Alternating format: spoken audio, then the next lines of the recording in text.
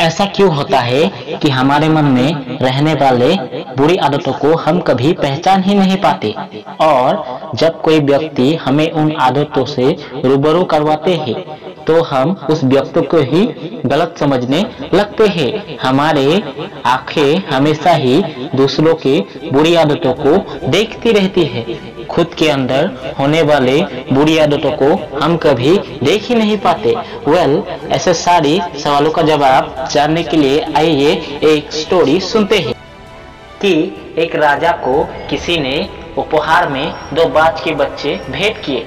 वो बड़े ही अच्छी नस्ल के बच्चे थे और राजा ने कभी भी इससे पहले इतने शानदार बाज के बच्चे नहीं देखे थे।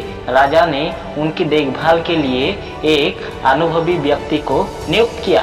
कुछ दिनों के बाद राजा ने देखा कि दोनों बाज अब काफी बड़े हो चुके थे और अब पहले से भी वे शानदार लग रहे थे।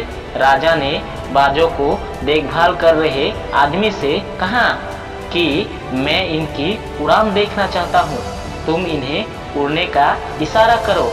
उस आदमी ने ऐसा ही किया। इशारा मिलते ही दोनों बाज आसमान की उड़ान भरने लगे। जहाँ तक एक बाज आसमान की ऊंचाइयों को छू रहा था, वही दूसरा कुछ ऊपर जाकर वापस आकर उसी डाल पर बैठ गया जहाँ से वो उड़ा था। ये देखकर राजा को कुछ अजीब लगा। राजा ने सवाल किया, क्या बात है, एक बाज इतनी अच्छी उड़ान भर रहा है, वही दूसरा बाज उड़ना ही नहीं चाह रहा, क्यों?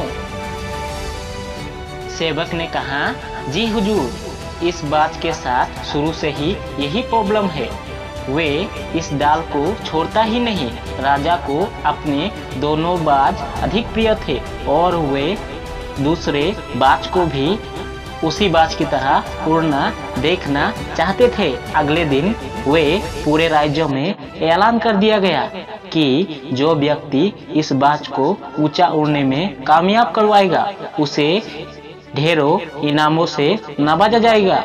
फिर क्या था, एक से एक विद्वान आए और बाज को उड़ाने का प्रयास करने लगे, पर हफ्ते बीत जाने के बाद भी वो बाज का वही हाल था। वो थोड़ा सा उड़ता और वापस आकर उसी डाल पर बैठ जाता।